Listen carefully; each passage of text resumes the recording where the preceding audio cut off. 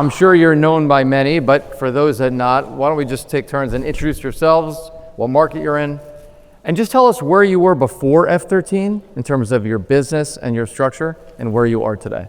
So Cap, why don't you start us off? Yeah, the people know me as Cap. My name is Shawn Kaplan. I'm outside Nashville, Tennessee. When I joined F13, it'd be 2 years in June. I had 3 PAs, LP, 1 Z1s, whatever they were called. I had 1 LP, and I had lost 3 team members about 3 months before that.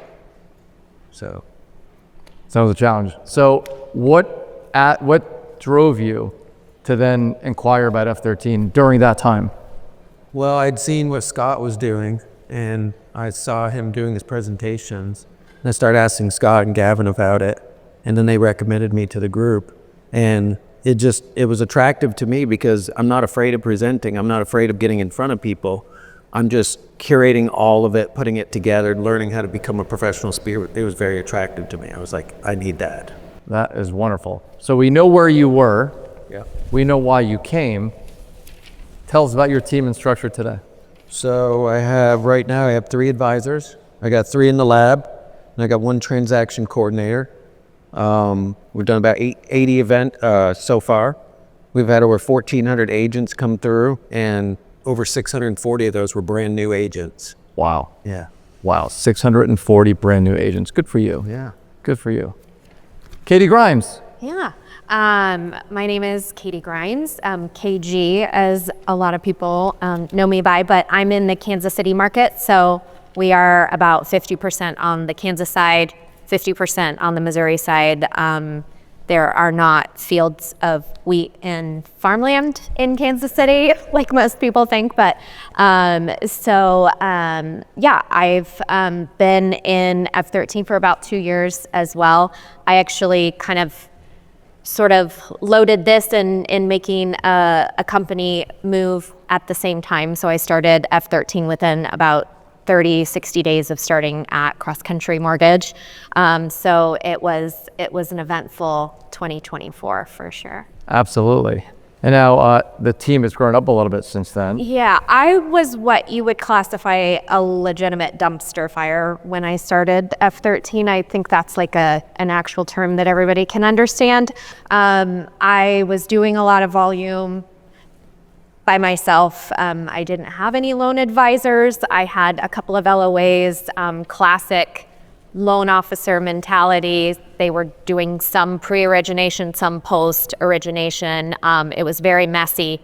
Within about 30 days of coming onto a new platform, I blew a few closing dates right out of the gate, and that really was a painful lesson. But I operationally was just really messy. And so that's, it's a lonely place to be, being someone who you're a high achiever, you're a high earner, but there aren't people that actually know what you're going through. Our problems are not what normal people problems are because we are extraordinary. So my whole goal of coming onto F13 was to find people that actually understood me when I was expressing, a worry or a concern or trying to figure something out. And so that was kind of the main motivation, is like getting into a room where you're actually, you feel heard, you feel seen and understood. So that's great. And it's been a great journey you've been on. Yeah. So I, happy to say I've got 2 loan advisors. I need to hire 2 more, actively working on that. I have a lab. I've got 2 processors, a contract to close.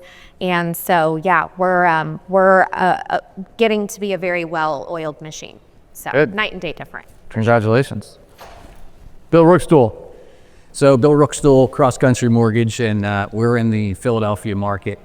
So we joined about 2 years ago as well, and some of you probably can relate to this, but my business looked like, $30,000, $40,000 a month in Zillow. It was a traveling party. We had happy hours like all the time.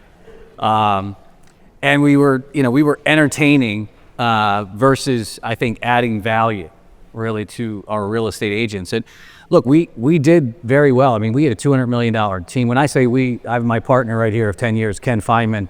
I always say he's the best loan officer I've ever met. So we had that dynamic for 10 years. So I've been sort of in business development for 10 years. But the rest of the people that were on our team, I'd say they were more of the mercenaries. You know, they did a little bit of everything. You know, they were all expected to sort of be able to sell and have their meetings, you know, versus where we are today, where we're defining those, you know, lines pretty definitively. So. All right, you've come along. Now you mentioned the traveling party. Matt referenced the line earlier about your happy hours. Repeat what you said to us. Yeah, so we used to, you know, it was a lot of entertaining. I don't know if you've ever experienced this, but it's not really great for your personal life. So, I mean, I took the last year and I just eliminated it completely. So we've done a lot of events. We've probably done about 70 events, but our business relationships, I feel, have actually gotten better with our real estate agents. So now they're deeper relationships. We're adding a lot more value. I mean, before we were trying to be everything to everybody. One of our top teams that we most recently landed, I just did a presentation on a lunch on the 4 pillars. And they had a relationship for probably about 7 or 8 years, and they're sending all of their business to us. So it's really powerful, I think, when you step away from that. And he, that loan officer, not to take anything away from him, but he's an entertaining guy. He doesn't deliver the loans on time. He doesn't deliver any value above that. So I think just clearly articulating this, and it wasn't scalable before. You know, telling someone that they were going to have this lifestyle and just entertain and be, you know, sell me, be everything to every real estate agent. It just doesn't work. So I love the scalability of this, and we were attracted to this. We wanted the presentation business. We were doing a good amount of presentations before, but because we already had the Avi, Matt Weaver dynamic, myself and Ken Feynman here, we knew it was the right fit for us. Right. Now, a lot of you mentioned in your growth, you had mercenaries. You had an LP 1, 2, 3, 4, 5. You had a dumpster fire you brought with you. But as I look at all of your businesses today, and it's truly an honor to be a part of your journeys, you've all really formalized and structured your team and what it looks like, right? I mean, Katie, you just mentioned advisors, lab, transaction management. But I know it doesn't always start that way. And for the members that are here, especially ones that are in the building process, what were some of the hardest parts in making that transition? Because it's a lot for a team leader to really change things, right? Because as we talked about, no one likes change. So what were some of the hardest parts for you in that journey to get from where you were to where you are today? We can start with Cap and we'll go down the line. Yeah, so like Bill said, I was trying to be everything to everybody. You know, I thought, you know, I was taught be best friends with 25 realtors, and that's how you would build your business. You know, for me, I had always met with my pre-approvals in person, get them to bring in all their documents. They won't go anywhere else. And then I was doing the lock appointment in person too. Well, then COVID hit, and I mean, I'm doing 8 Zoom calls a day, and that was the new season, right? So when I joined F13 and you guys were like, well, we're going to call, we're going to do it over the phone, I was petrified of that. And I had other loan officers that were friends that were very successful at doing it that way, but I couldn't get past that. And I was like, how? And when F13 taught us the value around it, it changed the whole system. But for me, it was chaos because I had no time to really work on my business because I was doing the pre-quals, I was doing the rate locks, I was solving the problems, I was doing the recruiting, I was doing the marketing. And it's just really allowed me to step out and into my joy zone and do the things I really enjoy. I'm having the best time of my life now because of it and because of you guys. So. Oh, I could tell. Well, congratulations. How about you, KG? I would say the biggest challenge was really just learning to speak up, learning to set the boundaries and expectations, particularly with my team. My team was running my life. I was working weekends because I didn't want to ask them. They were going to their kids' games. They were going, you know, in taking family vacations, and I was suffering because I didn't want to upset anyone. And so really that was the biggest shift, was just getting enough courage to say, this is how it's going to be, and this is how we operate at our highest and best. And so setting those expectations, your team wants to make you happy. They want to please you. If we're not telling them how to do that, like, it's my fault, right? Somebody is only going to get away with what I'm allowing them to get away with. And so that was a pretty big shift just in my tolerance level of other people, but it was not intentional on their parts. I just wasn't challenging them to show up in the way that I expected them, and just wanted them to read my mind, I guess. So once we got some of that out of the way, things really started, to sort of fall in place. Yes, wonderful. How about you, Bill? Yeah, a couple things. I think the one hurdle we've dealt with is the limiting belief of the one lane when you move people into it, because they just see the basis points and they say, oh, if I was only doing this, making this basis point. So the advisor being in the advisor lane and the business development person being in the business development lane. It takes some mindset training to get them into the mentality of, hey, this is what you do going forward. And because you do this well, you're going to make more money, but stop looking at it per the transaction. Look at it as you're going to do X amount more, right? So that was a difficult phase, taking someone that has their own production, moving them into an advisor role when they sort of want to tote both of the lines there. The other one that was really difficult that we're still working through is on the business development side. You see these astronomical numbers of agents that you're in front of, right? I mean, you've done 70, 80, presentations, same thing. Thousands of realtors. It gets up to these numbers. So on the business development side, it becomes very difficult to have very, I'd say, concise follow-up, right? Where you know who to call when you're stepping into the office. That's why Double G, this was amazing. We've spent a lot of time and money, probably didn't need to, but at least we have the data, right, through Airtable and those systems, so that we can actually have our business development people, when they come into the office, who are they supposed to be calling? But the AI and the follow-ups that are going to be automatically be sent, or set in your system is absolutely amazing, because that's probably the toughest thing on the business development side. You could go out and do the presentations all day, but when you come into the office the next day, it's overwhelming sometimes the number of phone calls. So the more, I think dialed in you are with that, the more effective you're going to be on the follow-up. It's all about the follow-up after the events. The events are fantastic, but the follow-up, you're either entertaining the room, right, and they remember you as a flash in the pan, or you're going to convert the business by the follow-up. Well, thank you for that. Great job for Double G. Can we give him another round of applause, by the way, on that system?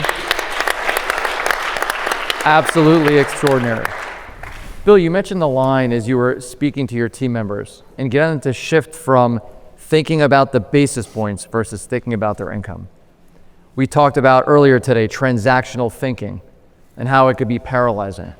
So when you think about it, and I know what's worked for you in our conversation together, shifting that conversation from basis points to income.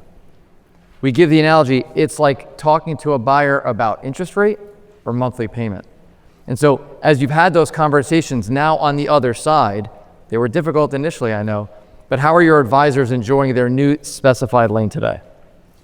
I think it gives them, the couple that we've moved into there. In particular, I moved my brother, who shouldn't have been probably on the advising side. He's tailor fit for the business development side, but it gives them clarity to the day. And it really is income, right, versus transaction. Just like, we get these P&Ls and we think that we're doing so great with these P&Ls. When you break down the basis points of most people's P&Ls, it's less than, what they would be making on just a basis point transaction. So yeah, it's definitely been a mindset shift, but when you can get them understanding that difference on, you're going to make, what do you care about more, right? A basis point or making more income? What affects your life more? And I think that's what prevents so many originators from scaling. They're focused about doing everything themselves, keeping everything themselves, versus creating a system, creating an infrastructure that, yes, it gives them more leverage, but now they can be in their lane and they can scale. And then at the end of their income, their success ends up being much greater. So speaking about success, so Cap, you've recently reached some milestones, have you not? A couple. Yeah, why don't you share what a couple of your milestones are? Which one are you thinking about? I'll let you choose. He got some donkeys. Yeah. They got donkeys and some sheep. I don't really know exactly which one you're referencing here, but You reach record levels of production within your own personal business. yeah. So we've been, before F13 transitioned to cross country, I struggled. I had done 100 million multiple years in a row, and then in the transition, it was just hard to get my head above that water. And generating the leads, getting to the lead count that we needed with the market, getting the conversion rates where we wanted, had team members leave, getting them back up and trained up. And F13's allowed us to get back-to-back months. We didn't break 100 leads for probably the last 5.5 years. Can I stop you there? Yeah. Referrals. Sorry. We didn't break 100 referrals for almost 6 years, in the last 6 years. And the last 2 months, we've broke 150 referrals each month. Good for you. Yeah. Congratulations. So in that journey, share with the group here, what was one shift in your mindset you had to make to get to that point? Oh man, get out of all the minutia that we're so used to doing and get into what's most important, which is making it rain. I remember my conversation with Matt, specifically. Matt told me one day, he said, Cap, be prepared. You're gonna have a lot more time in your calendar. And I said, yeah, okay, yeah, whatever. And he goes, no, it's gonna happen really fast. And so when I took out all those Zoom slots that I was doing for the pre-quals and for the lock appointments, I didn't know what to do with myself. I didn't. I literally had 3 and 4 hours. So it forced me to get back into the things that I really enjoy doing, which is talking to my agents, teaching, and going out and doing my events that I was doing. That's great. And here's what most people get afraid of. When you switched from your Zoom appointments and it was you, and you had your team do it over the phone, did anything change with your conversion? It actually went up. You hear that? It went up. The lead to credit pull ratio went way up. I'd be in something like this, or I'd be in a realtor lunch, and I'd see the text come through. Next thing you know, 15, 20 minutes later, I'd see the pre-approval results go over from them taking the call, going over to the lab. And I was like, wow, it actually works. Today I've seen 6 of them already go through. And like Matt said, it takes time. I mean, I'm 19 months into it, but it takes time, but it does. It works. It really does. It changes the whole system. Wonderful. Thank you. How about you, KG? So yeah, just in terms of stats, in 2024, when I started F13, I ended up number 6 in our Kansas City area in terms of closed transactions. And last year I was number 2, and I'm number 1 in units so far year to date this year. So yeah, that just kind of shows you how quickly the tide can shift. Just in terms of it just happened so fast.